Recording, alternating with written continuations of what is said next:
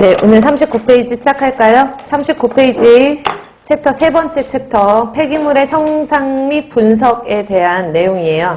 자, 마찬가지로 지난 시간에 저희가 공정시험 기준에 해당하는 용출시험에 대해서 설명을 잠깐 드렸었죠. 그래서 용출실험을 하는 이유가 지정 폐기물인지 일반 폐기물인지 우리가 구분을 하고 생활 폐기물인지 유해성에 따라서 구분을 하기 위해서 용출실험을 한다라고 했고, 그 용출실험 파트는 원래는 공정시험 기준 파트에 들어간다라고 했어요.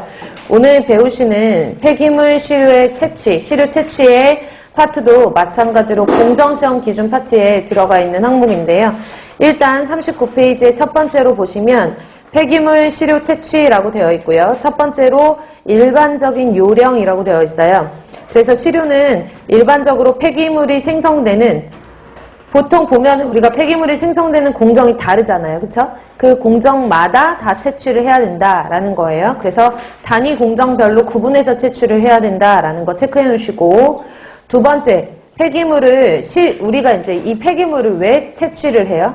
폐기물을 분석을 해야 될 거 아니에요. 그쵸? 그래서 얘네가 가연 성분이 많으냐 아니면 비가연 성분, 즉 불연성 성분이 많으냐 이런 것들에 따라서 나중에 처리를 하거나 처리할 수 있는 방법 같은 것들이 달라질 수 있기 때문에 폐기물을 우리가 분석을 해야 되는데, 분석하려면 폐기물을 갖고 와야 되잖아요. 그쵸? 그러니까 첫 번째로는 폐기물이 나오는 공정별로 채취를 해야 되고, 두 번째로는 폐기물을 잘 혼합을 해야 돼요. 만약에 내가 쓰레기통에서 쓰레기 딱 잡았는데 종이 쪽만 이렇게 잡았다라고 하면 그 성상을 대표할 수가 없으니까, 두 번째로 보시면 폐기물을 잘 혼합하여야 하며, 만약에 불가능하다라고 하면 전체 성질을 대표할 수 있도록 서로 다른 곳에서 채취를 해야 돼요. 그래서 한쪽에서 어느 정도 일정 양을 채취했으면 다른 쪽에서도 일정 양을 채취하고, 또 다른 쪽에서도 일정 양을 채취해서 얘네들이 막 뒤섞은 다음에 혼합한다. 일부분.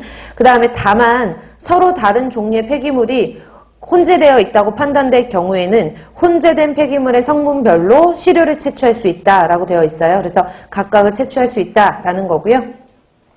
그리고 폐기물을 시료를 채취를 할 때는 비가 올 때는 어때야 돼요? 피해야 되겠죠. 그래서 강우시에는 왜냐하면 비가 올 때 우리가 폐기물 시료를 채취를 해버리면은 비 때문에 수분의 함수율이 달라질 거 아니에요. 그러니까 강우시에는 피해야 된다라는 것도 참고적으로 알아두시고, 그래서 일반적인 요령은 어려운 건 없어요. 그 다음에 두 번째로는 성상에 따른 시료 채취 방법이라고 되어 있어요. 그래서 어제 우리가 고형물의 함량에 따라서 함수율에 따라서 고상인지 방고상인지 액상인지를 구분을 했어요. 기억하시나요?